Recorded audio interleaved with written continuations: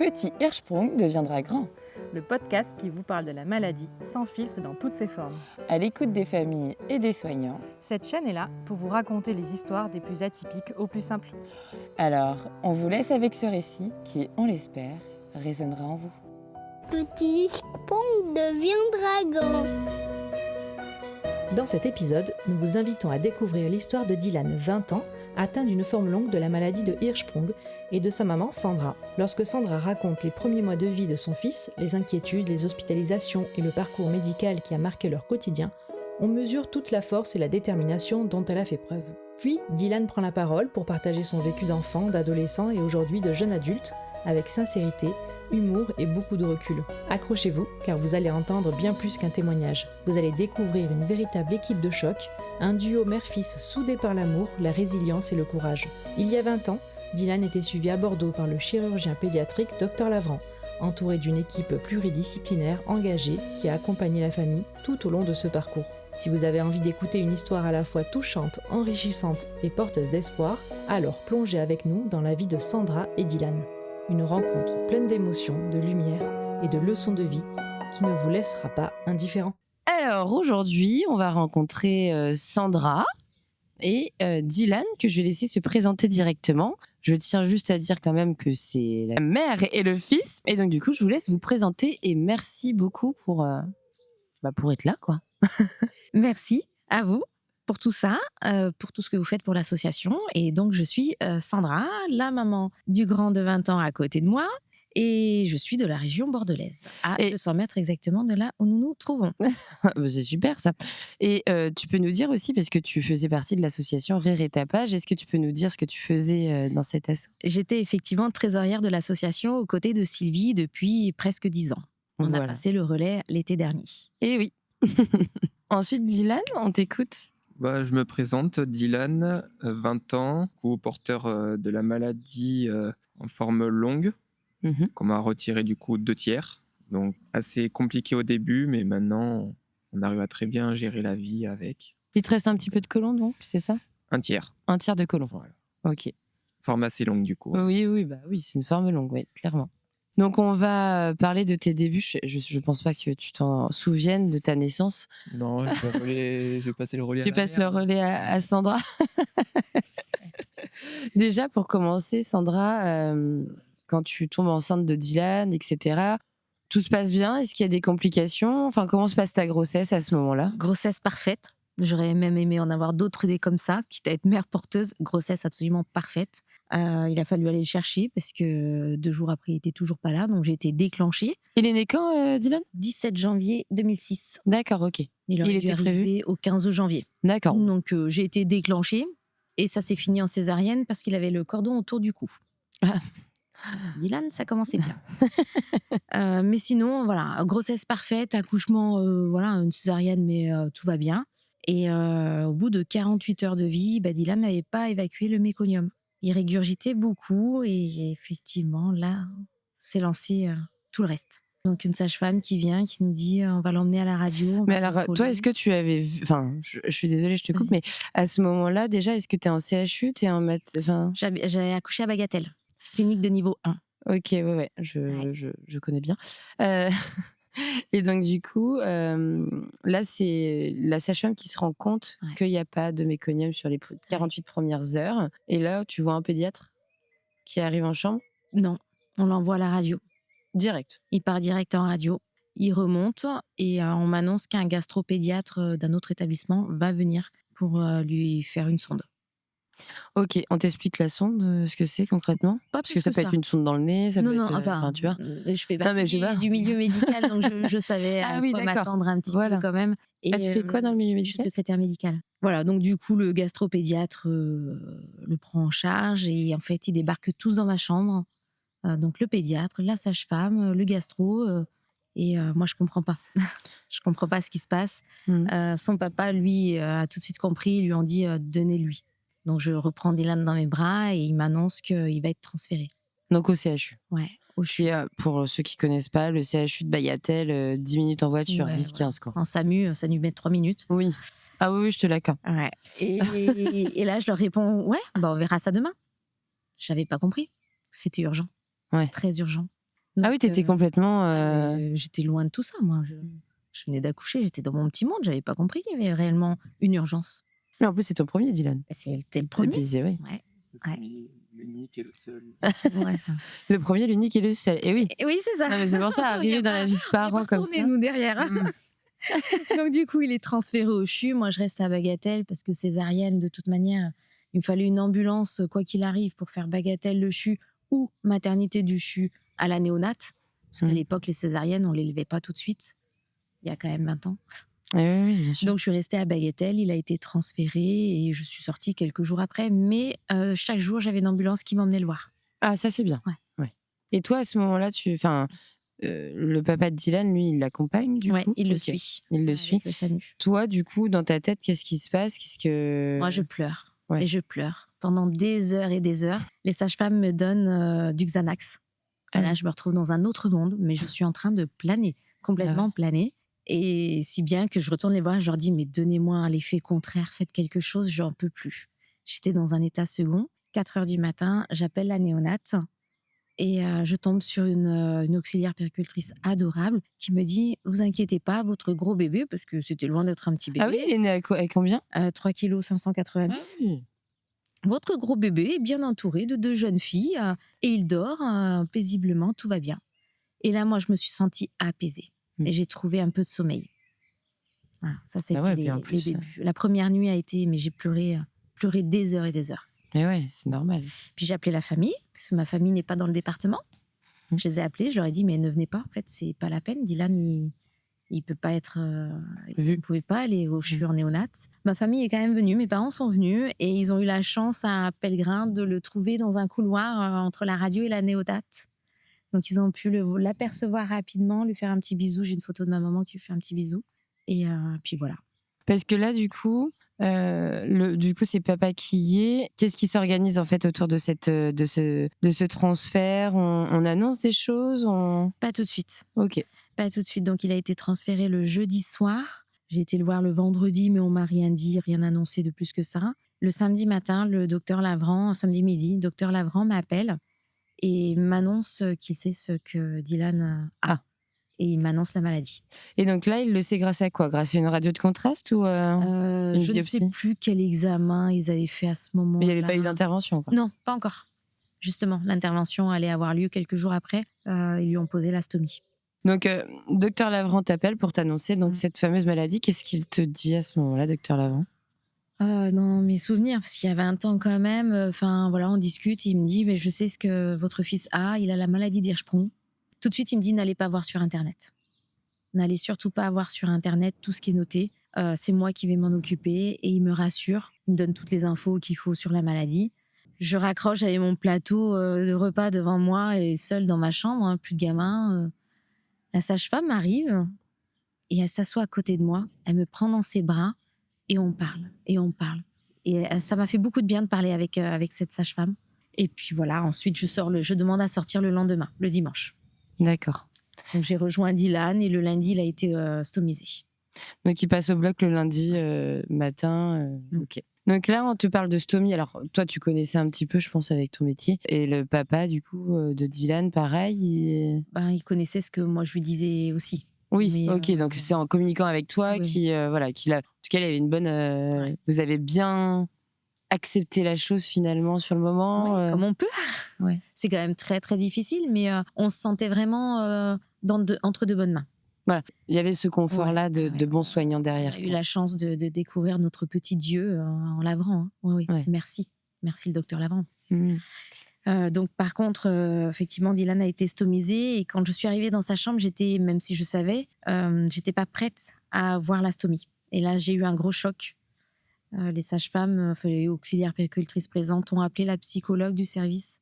Et cette dernière nous a pris en charge, nous a expliqué un petit peu, on a discuté. Et puis ensuite, on finit par accepter, revenir voir la stomie. Et puis, on apprend à gérer une stomie. Et quand donc toi, tu l'as pris en charge rapidement, la stomie, ou il t'a fallu quand même un petit... On a appris à l'hôpital, puisqu'il est resté quelques jours. Il est ressorti quelques jours après. Donc, on a su... gérer, donc il n'est pas resté si longtemps. Il avait quand même un cathéter central pour le nourrir il est resté... Non, il est resté 3 semaines. D'accord, ok. Il est resté 3 semaines. Oui, donc, il est ressorti le 6 ou 7 février. Ah ouais, donc Pour les 30 ans de mon beau-frère, ouais, j'ai récupéré Dylan pour les 30 ans de mon beau-frère, ouais. ça c'est une bonne 3 nouvelle. semaines. Là, je pense que tu vas t'en souvenir des 30 ans de Dieu. On s'en du souviendra beau-frère. tous, ouais, on va Voilà. tous s'en souvenir. de ces C'était 30 une ans. belle victoire. Ouais. Et ok, très bien. Donc là, sortie d'hôpital, donc tu sors avec un formidable bébé, hein, quand même. La prise pondérale est bonne. De toute façon, s'il te laisse Tout- sortir, tout est bon. ok. Ouais. Et à ce moment-là, j'imagine que docteur Lavran, lui, envisage quand même de te dire, dans pas longtemps, donc 2 mois en fait, on va remettre en continuité Dylan. Exactement, c'est ça. Effectivement, 5 semaines avec nous à la maison et il repart pour à peu près ces 2 mois pour la remise en continuité. Alors avec quelques complications quand même sur le bloc opératoire, sur la fin du bloc opératoire, puisqu'il a été extubé trop rapidement. Alors là, tu parles de la remise en continuité. Alors attends, moi je voulais quand même savoir comment ça s'est passé, l'astomie à la maison quand même. Oh, très bien. Très bien, il n'y avait Ouais. pas eu de... L'astomie tenait bien, pas de fuite tous les quarts d'heure. Non, j'ai pas un souvenir. Non, le seul souvenir que j'aurais, c'est lorsqu'il a fait des coliques et je ne pensais pas que c'était faisable puisque c'était malade. Et donc, on a débarqué au CHU en néonate avec un bébé qui pleurait non-stop pendant des heures et qui arrivait dans l'ascenseur a fini par se taire. Donc, arrivé en néonate, on leur dit, bah voilà, on vient vous voir parce que ça fait plusieurs heures qu'il pleure de douleur et on ne sait pas quoi faire, on ne sait pas ce qui se passe. Mais non, en fait, tout simplement, il avait des gaz, monsieur. Voilà. C'est tout. Retour à la maison. Ça, ils sont très forts, les enfants. Donc là-dessus, non, c'est ça que- va. 5 semaines où j'ai pas un mauvais souvenir. C'est pas simple, mais on a géré. Et donc 5 semaines plus tard, donc docteur Lavran reprend Dylan au bloc. Ouais. Et donc ça se passe pas très bien. L'intervention en elle-même, très bien. Et là, il pas la t'explique suite. aussi un peu que bah, du coup, tout s'est bien passé. Le docteur Lavran, parce que c'est le côté anesthésiste qui, voilà, l'extubation trop rapide. Mais sinon, il t'explique qu'il a retiré tant de centimètres, enfin, en tout Ouais. cas, au moins les 2 tiers du. Ouais, c'était pas prévu, puisqu'il Ouais. pensait une forme courte. Et il nous a dit finalement, il y en avait plus que prévu. Et il t'explique s'il a fait la biopsie en extemporané, enfin, avec l'anapathologiste en Ouais. direct, ouais. Ouais. Ok. Exact. Et puis, il lui a fait du hamel, Donc, il lui a laissé le rectum malade pour une meilleure absorption. ouais, et en créant un réservoir. Ouais, avec le côlon Tout à fait, malade, ouais. ouais. Donc, forme longue, et il nous explique quelles vont être les complications éventuelles, mais que tout s'est bien passé. C'était un bébé qui avait un poids suffisamment conséquent pour pouvoir bien supporter tout ça. Et donc, parce que là, du coup, il remonte en réa, j'imagine, Ouais. direct. Ah ouais, avec il une remonte en réa, extension. mais Et ça a donc, été très très long. Il est pas remonté tout de suite et nous on comprenait pas pourquoi il ne remontait pas. Personne ne nous disait rien. Vraiment, là ça a été dur. Ouais. Ça a été difficile jusqu'à ce que je finisse par m'énerver un petit peu et que je leur demande où est mon fils. Pourquoi mon fils n'est toujours pas remonté. Et leur m'explique qu'il y a eu un souci et qu'il va aller en réa direct et que ses jours sont comptés. Donc on nous fait rentrer à la maison, on n'a pas le droit de le voir. Le lendemain matin, j'appelle à 9h30 pour avoir des nouvelles et on me dit il faut venir. Mais vite. Donc on arrive. Il fallait le transfuser en urgence, sauf que à ce moment-là, il n'avait pas 3 mois. Donc il fallait me faire les tests sur moi, en fait, pour le RAI, enfin pour la transfusion, qu'on parte de mon sang afin de pouvoir le transfuser. Donc il a été transfusé en urgence dans la journée. Et là, il t'explique par rapport à quoi? Il a fait une hémorragie ou c'est. L'extubation. C'est Il a pas l'extubation. supporté l'extubation qui a été trop tôt, donc il a désaturé complètement. Et ça a demandé beaucoup de temps pour la récupération. Et il est resté intubé combien de temps après? Une fois qu'ils l'ont extubé, ils l'ont extubé. C'était il l'avait même pas non, réintubé? il l'avait pas réintubé, non. Non, il était en Ils lui ont surveillance. même pas mis les petites lunettes oxy, etc. Si, il avait si, des ouais. lunettes d'oxygène, mais c'est tout. Et donc là, après, ils sont partis donc, sur une nouvelle transfusion. Ouais.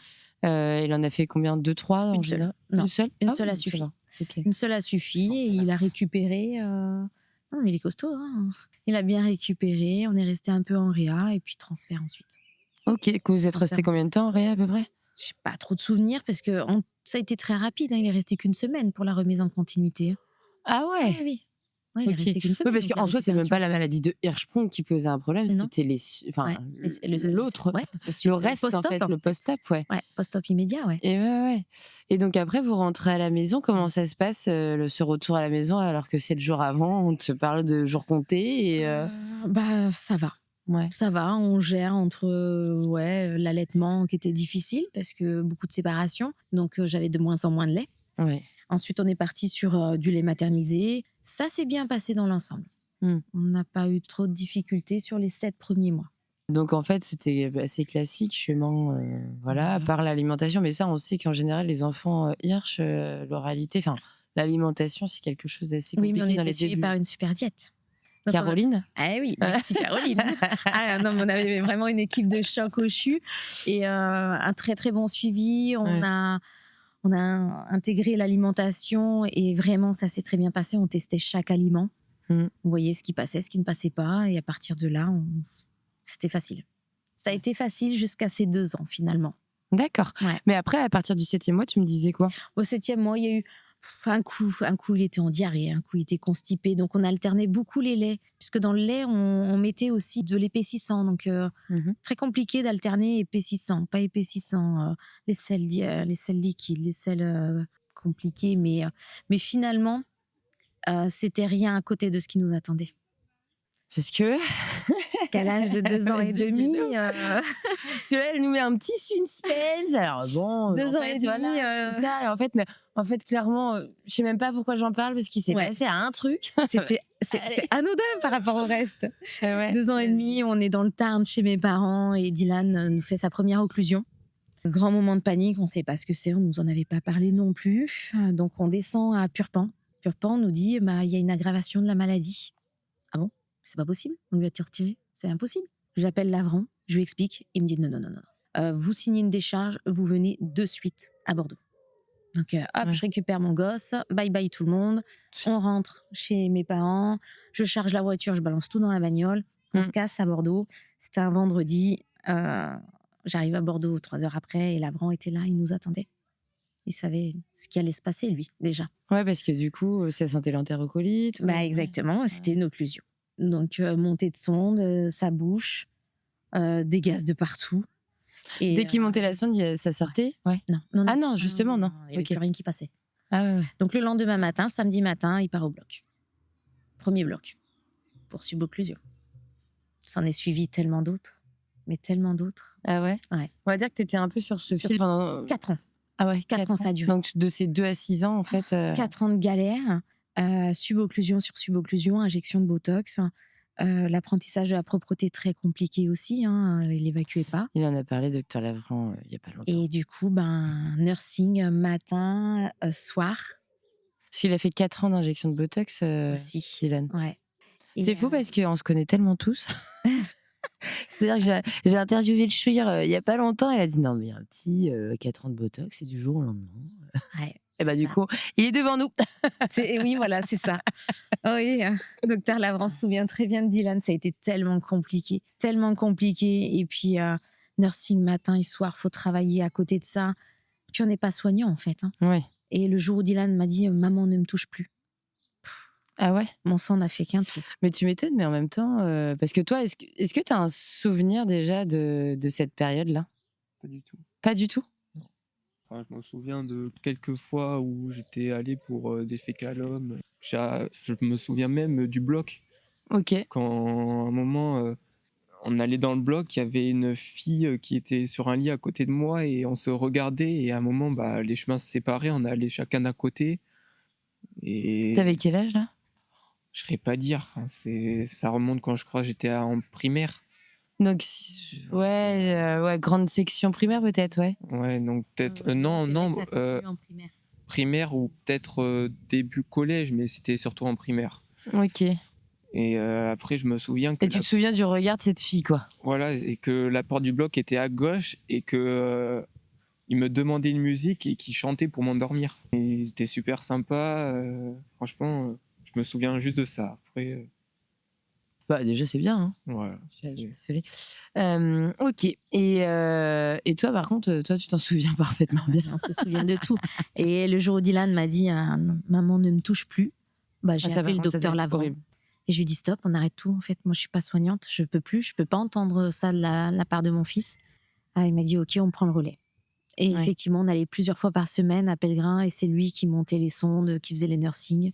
Et puis, il n'y a pas que ça, parce que j'imagine que dans tous les cas, ils ont mis une antibiothérapie en intraveineux. Pas en intraveineuse, mais ouais, on a fait beaucoup de cures de flagyl. Enfin, il a fait beaucoup de cures de flagyl, ouais. Le flagyl, ouais, le flagyl. Et l'ultralevure, s'il vous plaît. L'ultralevure, ouais, bien sûr. Mais il y avait l'apprentissage de la propreté. Il fallait qu'il accepte aussi de pousser. Hein. Il n'y avait pas à tortiller. Il fallait pousser pour évacuer. S'il évacuait pas, il était malade. Mais alors, quand tu dis pousser, parce que là, ah oui, il a commencé ça, enfin, quand il a commencé à parler de oui, mais il faut qu'il pousse, etc. Ça, c'était dès ses 2 ans, docteur Lavran te disait ça?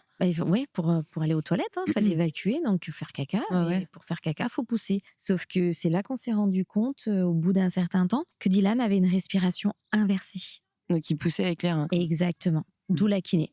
C'est là où on a fait les premiers tests que le docteur Lavran nous a orientés à Saint-Augustin, le seul kiné qui faisait de la rééducation spécifique et qui a accepté de le faire chez Dylan, qui était encore un peu jeune, 6 ans, il me semble.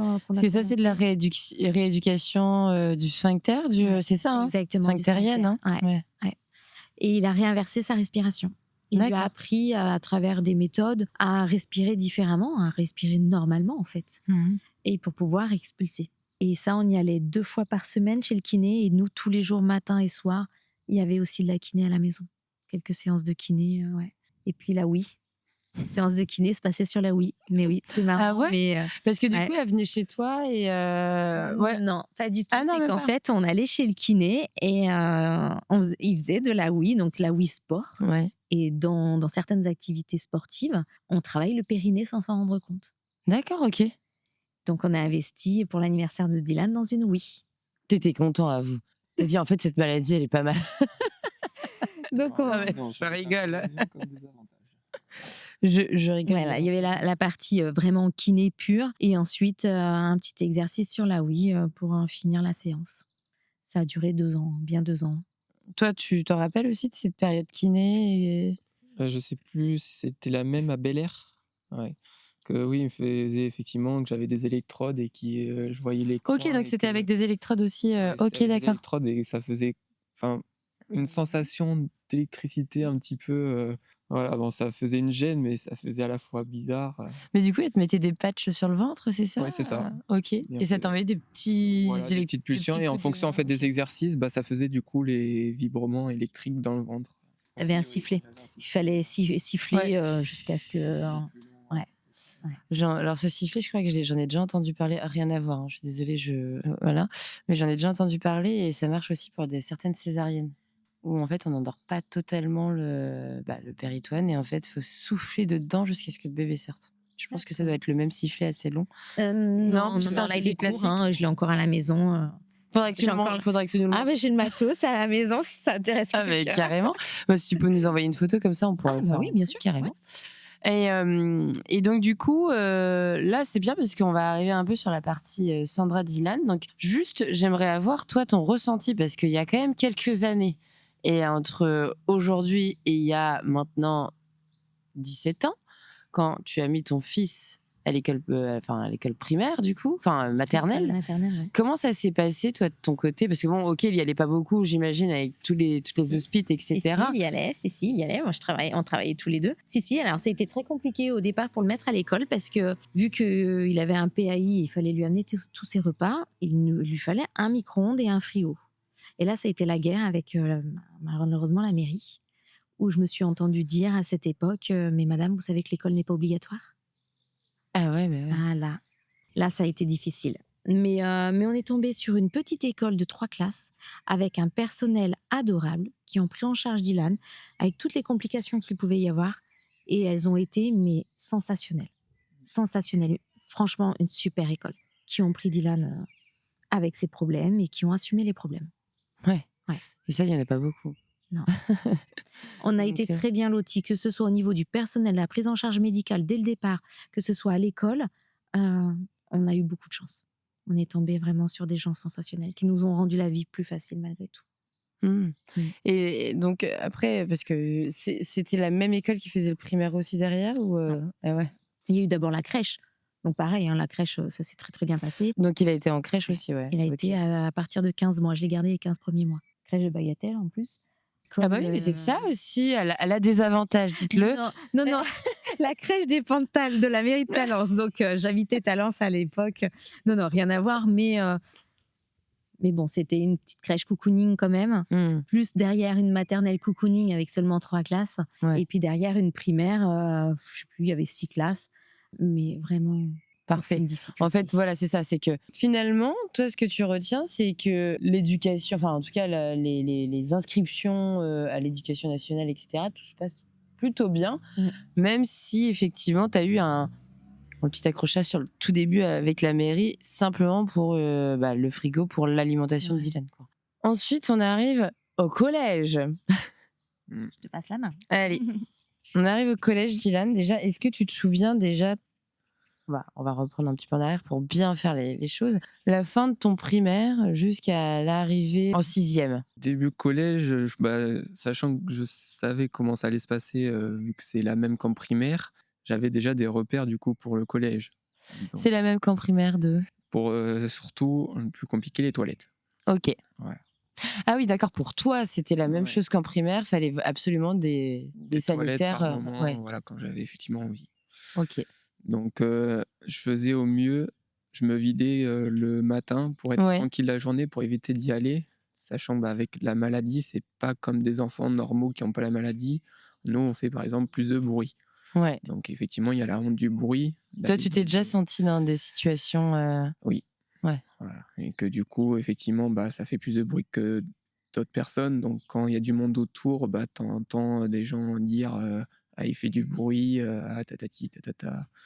Et toi, Sandra, quand ton fils vient te voir en disant oui, on s'est moqué de moi aujourd'hui à cause de ça, c'est déjà arrivé? Toi, t'en parlais pas, forcément, peut-être. Non, parce qu'on avait continué à mettre en place les protocoles. Donc, il avait un accès aux toilettes, je sais plus de qui. Je sais plus quel. Mais en tout cas, avec un toilette où il était tranquille, quoi. Avec l'autorisation de sortir durant les cours s'il avait besoin. J'ai pas le souvenir qu'on ait eu beaucoup de difficultés là-dessus. Ok. Ouais, après, c'est toujours pareil, on oublie. Hein. On garde surtout les plus mauvais souvenirs, on oublie un peu le reste. Ouais, c'est clair.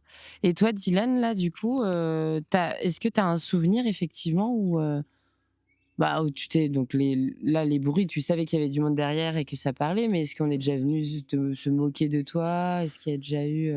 Non, parce qu'après, on explique comment c'est la maladie, et puis je me refermais sur moi. Il y avait peu de monde qui était au courant de ma maladie, à part les copains que je fréquentais. Sinon, tout le reste, des fois, quand ils me voyaient avec le PAID, ils se demandaient pourquoi j'avais un PAID, donc je leur expliquais, mais pas en intégralité totale. Ok. Donc, je leur disais que j'avais une maladie, que ça faisait ci, ça, mais après, sans Tu leur parlais du ventre? Oui, parce que c'est la zone principale de la maladie, donc effectivement, oui, je leur en parlais. Je leur disais par moment qu'effectivement, on m'enlevait les 2 tiers du côlon sur les 3 tiers. Donc, ils disaient pourquoi. Je leur disais que c'était affecté par la maladie. Et ensuite, donc effectivement, tu as ce début de collège, etc. Après, toi, comment tu grandis? Est-ce que quand tu commences à comprendre qu'il y a quelque chose qui va pas, que tu es malade, etc., déjà, comment toi, tu arrives à le percevoir par rapport aux autres? Est-ce que tu l'intègres et tu te dis, ok, de toute façon, je suis née avec et voilà, ou tu te poses des questions? Je me pose un peu des questions parce que effectivement, quand par exemple à la cantine, eux, ils avaient des frites, enfin des bons aliments, et que moi j'avais mes légumes à côté. Ah oui, c'était ça. C'est vrai que des fois.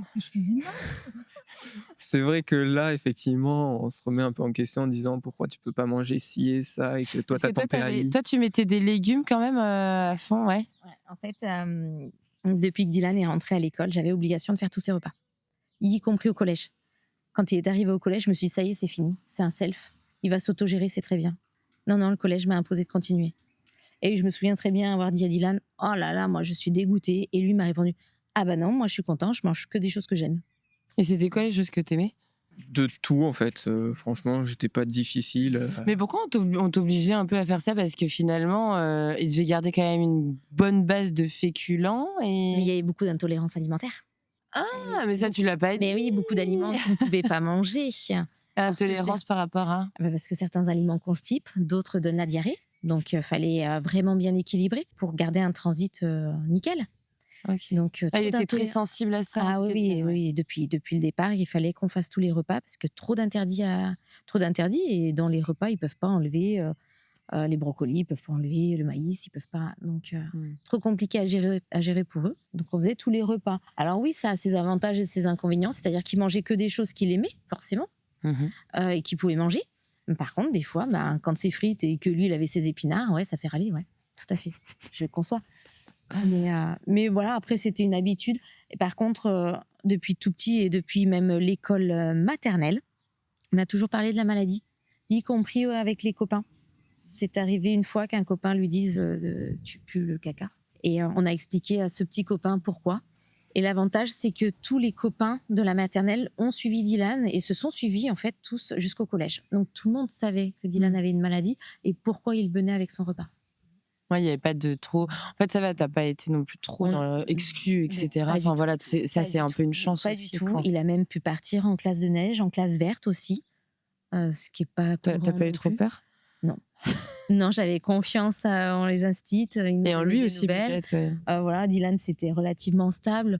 Parce que oui, parce que tu m'as dit oui, de ses 2 à ses 6 ans, c'était un peu cata, mais ça a un petit peu quand même Ça a continué. continué, un mais peu, le plus dur a été cette période-là, la Ok. période où on a fait des allers-retours à l'hôpital incessantes. Hmm. C'était comme vous, notre maison secondaire. Hein. Ouais. Mais à partir du primaire, ça a été un peu plus facile. Je dis pas que c'était fini. Il y est retourné à plusieurs reprises, mais c'était quand même beaucoup moins fréquent, plus facile à gérer. Et après, donc, toi, Dylan, alors je repars sur la période collège.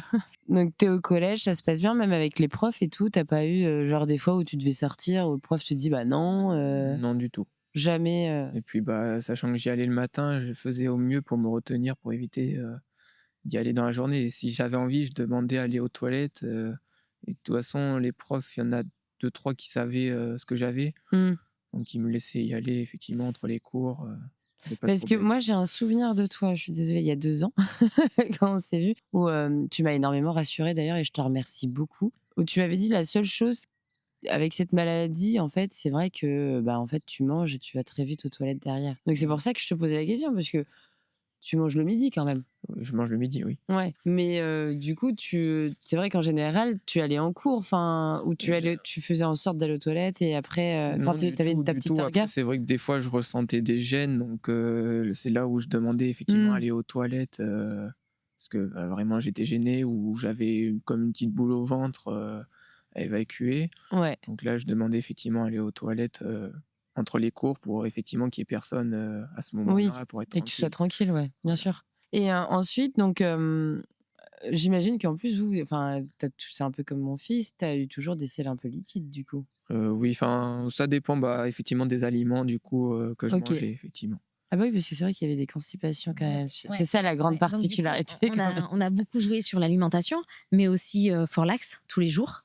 Ah et ultra levure à de très hautes doses. Parce que le Forlax permettait d'évacuer un petit peu plus facilement et l'ultra levure moulait les selles. Ouais. Donc ça lui permettait de ne pas être en diarrhée Constante, diarrhée, quoi. voilà. Ouais. Donc il avait des selles dites molles, en fait. Ouais. Ok. Mais je pense que c'est le cas sur la plupart des personnes atteintes, c'est qu'on ne ressent pas. Ils ne ressentent pas l'envie d'aller aux toilettes. Au niveau du rectum, ils ne sentent pas que quelque chose va sortir.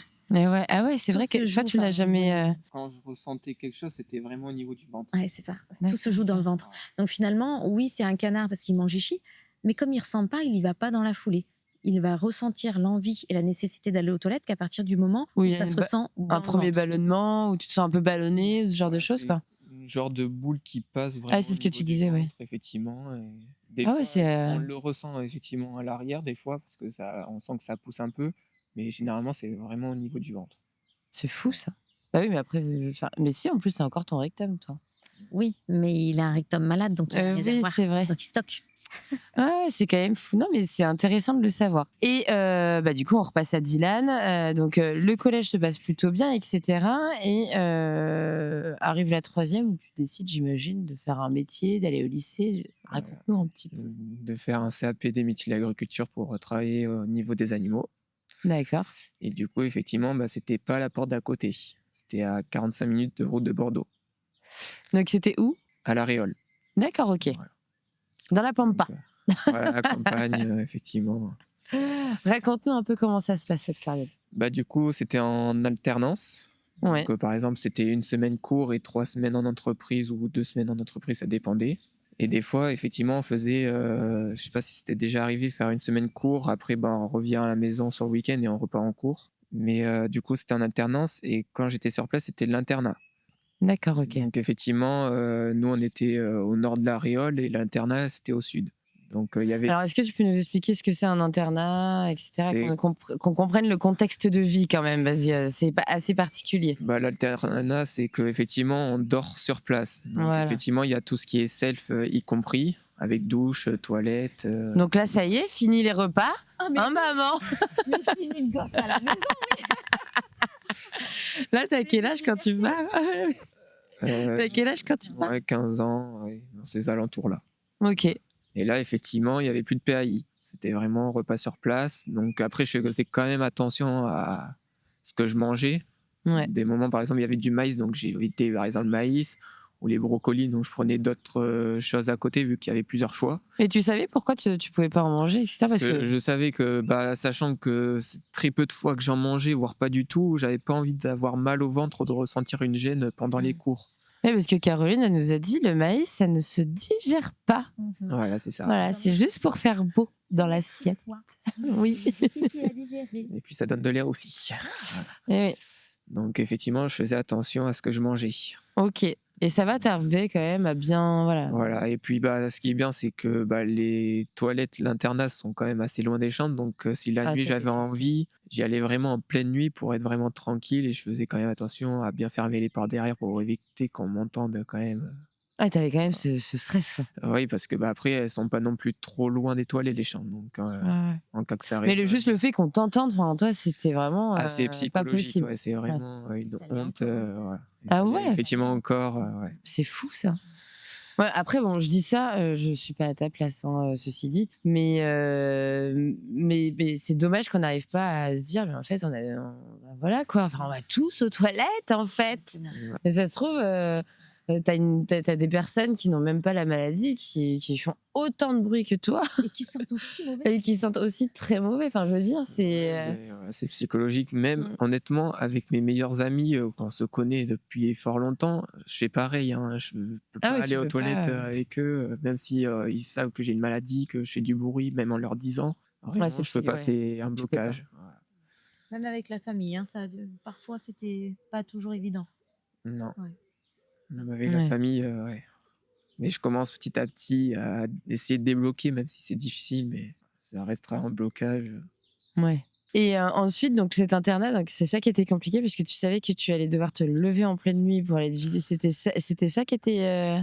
C'est que vraiment quand T'as j'avais pas choisi envie. le meilleur des métiers non plus. Mais après la nuit, c'est vraiment quand j'avais envie. Ouais. Mais généralement, c'est arrivé vraiment peu de fois. D'accord. Parce que après, ce qui est bien, c'est qu'on avait plusieurs toilettes là où on avait les cours. Il y avait effectivement là côté des classes et à l'accueil effectivement du centre de formation. D'accord. Il y avait des toilettes et c'est là où j'allais à chaque fois parce que il y avait juste la secrétaire avec au pire le directeur qui était super sympa et que ils connaissaient la maladie. Je leur avais expliqué. Voilà, donc j'y allais tous les matins avant les cours pour être tranquille la journée. Et après, en soi, parce que tu disais à maman, c'était l'internat quand même le plus dur. C'est vrai c'était que sur ça, parce qu'en fait, c'était plus maman qui organisait, mais toi. Voilà, c'est peut-être ça. Un peu, ouais. Effectivement, je m'organisais pour les toilettes. Pour les repas, je faisais du coup effectivement attention à pas manger ci, à pas manger ça. Quand j'avais besoin, j'avais quand même encore le Forlax et effectivement l'ultralevure aussi pour réguler. Donc en fait, là, tu t'es dit, ça y est, indépendance à 15 ans, mais en fait, qu'est-ce que j'aimais quand ma mère faisait tout? C'est ça un peu, non?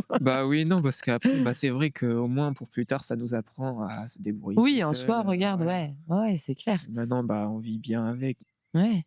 Et finalement, moi, je pense que beaucoup de personnes prendront ton exemple, hein, parce que t'as quand même une vie qui est plutôt cool. Voilà, effectivement, le boulot, le sport. Parce que là, du coup, d'ailleurs, oui, t'as continué dans quoi? Parce que tu fais cet internat dans l'agricole. Du coup, là, aujourd'hui, tu travailles, hein, c'est bien ça? CDI dans un jardiland. Ouais. Dans un jardiland. Ok. Je crois qu'il y a le caméraman qui va venir te braquer toutes tes plantes. Fais attention. Artigue, bien précisé, mais non à Vinave d'Ornon. Hein, voilà.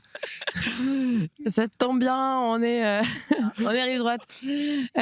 Ok, et donc à Jardiland, t'es dans le côté animalier, du coup, voilà, c'est ça? Animalier, effectivement, pour rester dans la branche. Ok, et ça se passe plutôt bien. Alors, en fait, dans cette vie, donc t'as ces cours, etc. Et c'est dès que tu sors de ton internat, du coup, que tu trouves un travail, etc. Ça a été assez compliqué parce que c'est quand même un métier assez fermé. Et puis, sachant que j'avais pas non plus beaucoup d'expérience, ça a été très dur d'intégrer un zoo comme ça. Il me disait qu'il fallait avoir plus d'expérience, et sachant que du coup c'était que des stages de 1 mois, 2 mois, ça faisait pas non plus beaucoup d'expérience. Donc à chaque fois qu'on retournait dans un centre de formation, il disait qu'il fallait encore avoir plus d'expérience. Mais c'est sûr que sans pratiquer le métier, on peut pas gagner d'expérience. Ah bah oui, non, mais c'est clair. Donc c'était très difficile. Et toi, donc, t'as toujours cette petite équipe qui te suit depuis la primaire, la maternelle, c'est ça, non? Non, Bah, on est toujours quand même en contact sur les réseaux, donc des fois, c'est vrai qu'on s'envoie des messages par-ci par-là, mais après, on est allé chacun de notre côté faire ce qu'on voulait faire. Et donc, tu continues ta vie, et donc tu as cette place à Jardiland. Ça fait combien de temps d'ailleurs que tu y es là-bas là? Là, ça fait 1 an, début février.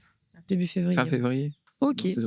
Mais en tout cas, ça se passe super bien, t'es content? Ça se passe bien, effectivement. Je commence à être de plus en plus autonome, même s'il y a des complications, bah, il faut apprendre. Complications avec la maladie non, pas la maladie, sur place, avec ce qu'il faut faire.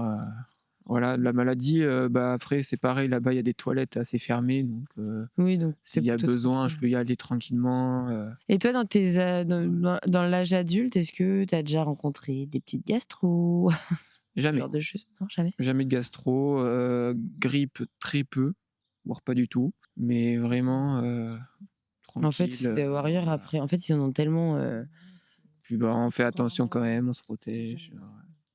Donc sachez bien que quand ils sont très malades au début, après ils sont plus malades. Et ouais, parce que pareil, oui, parce que toi, t'as grandi, etc. Mais donc déjà, maman te dit aussi, tu fais du sport, tu fais de l'athlé, c'est ça, hein? Effectivement. Donc ça se passe comment? Parce que alors ça, l'athlé, on sait qu'il y a un sujet déjà, même quand t'es pas malade. Par exemple, la course, etc. Toi, t'as jamais eu trop de problèmes à ce niveau? Jamais. Tu fais quoi comme sport en athlé? Parce que l'athlé, c'est... De tout, bah, y a de la course, il y a du lancer, il y a du saut. C'est vraiment l'un des sports où il y a le plus de disciplines dans le même sport. Donc, c'est ça. Et tu fais de tout, toi? De tout. Ok. Enfin, je fais pas spécialement tous les lancers, tous les sauts, toutes les courses, mais surtout en ce moment. C'est varié. Voilà, surtout en ce moment. Parce que Dylan joue au foot aussi, à ses heures perdues. Hein. Et donc là, pareil, encore une fois, faut pas se. Enfin, si toi, tu pourrais donner un conseil justement à ces personnes qui se bloquent parce qu'il y a cette maladie, ils ne veulent pas faire du sport, etc., tu serais plutôt à même à dire quoi, toi, à ces gens? Qu'il ne faut pas s'empêcher de faire du sport, parce que dans tous les cas, il y aura une solution à côté si jamais il y a des problèmes. Donc, parce que toi, si tu avais été plutôt embêté avec des fuites, etc., est-ce que... Après, tu l'as peut-être pas forcément vécu, mais est-ce que tu aurais fait en sorte quand même de vivre ta vie et peut-être trouver des solutions? Oui, et puis dans tous les cas, sachant que c'est des stades avec quand même des tribunes, il y a toujours des toilettes à côté. Quoi. Ouais. Bon, après, il faut peut-être demander les clés parce que ça peut être fermé ou quoi, mais toujours des toilettes à un endroit.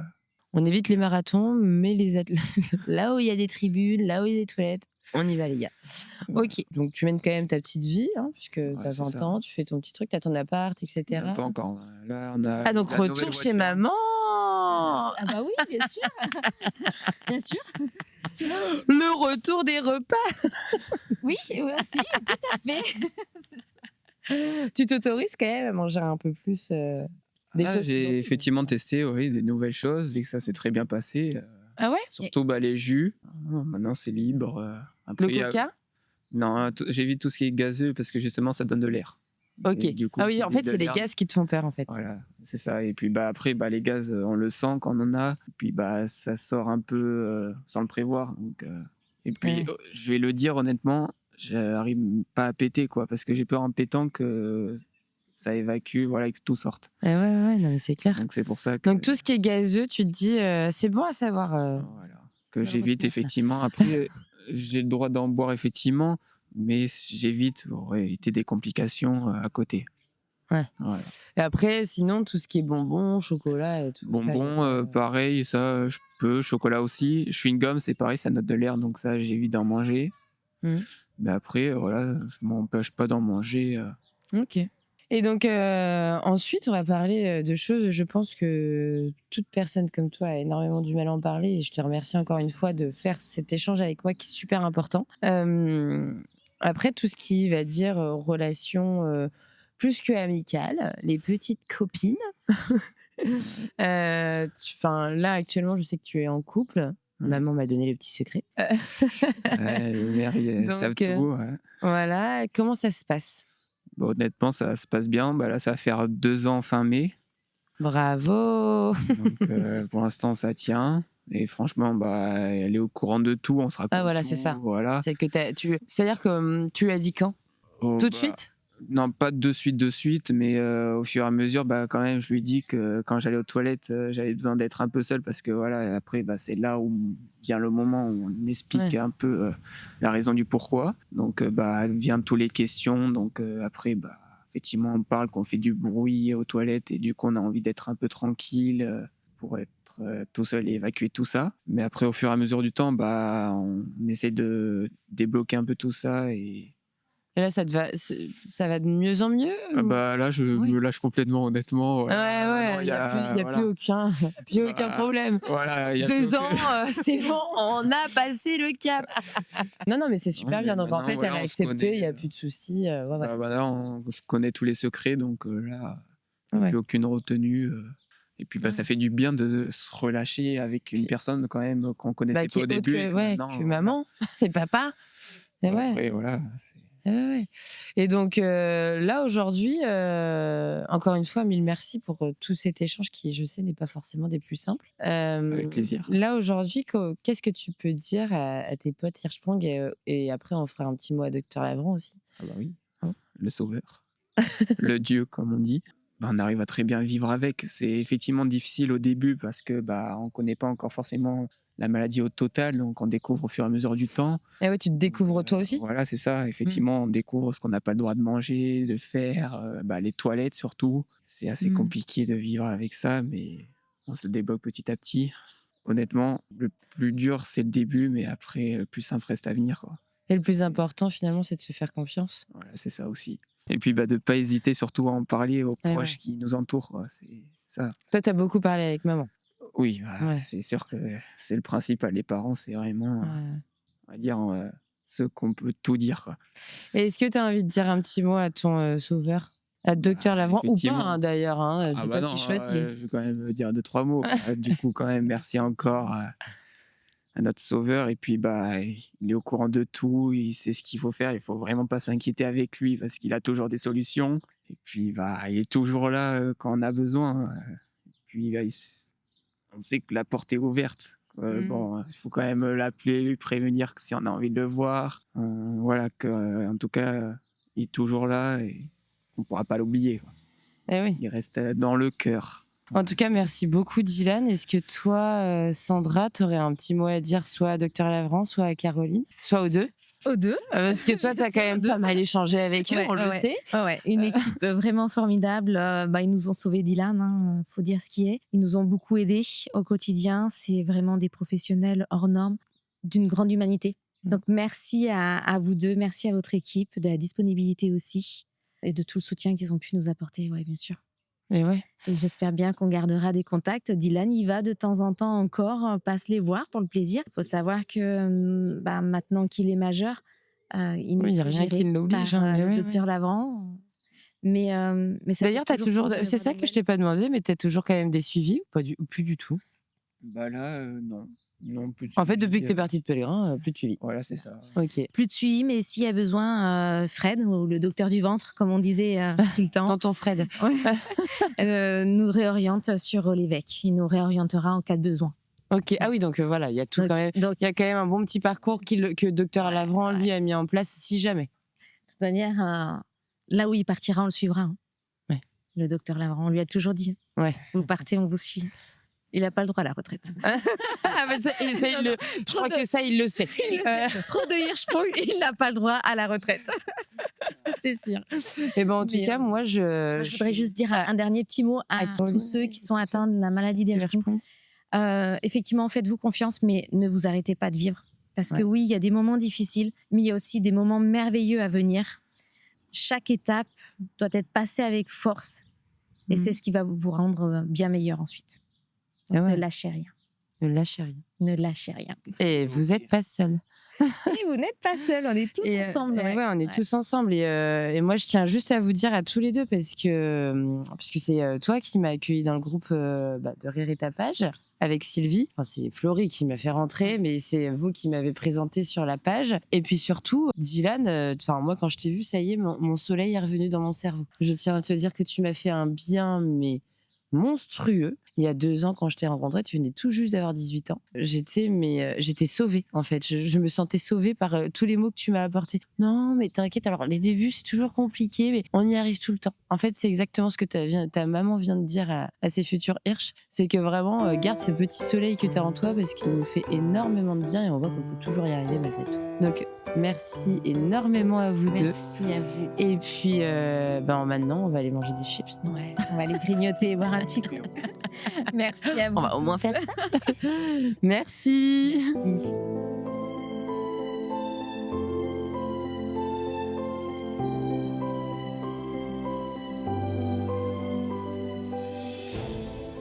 Vous venez d'écouter le témoignage de Dylan et Sandra. Nous avons une pensée toute particulière pour Dylan qui récemment a dû faire face à une occlusion sur bride. Heureusement, il a été rapidement pris en charge et se porte aujourd'hui beaucoup mieux. Cet épisode nous rappelle que la maladie de Hirschsprung peut toujours nous réserver des surprises, quel que soit l'âge, et qu'il est essentiel de rester vigilant. Un immense merci à Dylan et Sandra pour leur confiance et pour ce témoignage aussi sincère qu'inspirant. On se retrouve dans le prochain épisode en compagnie de Gwenaëlle Joucan, psychologue en pédiatrie à l'hôpital Pellegrin à Bordeaux, pour un nouvel échange riche en partage. Merci à vous pour votre écoute et votre fidélité. À très bientôt.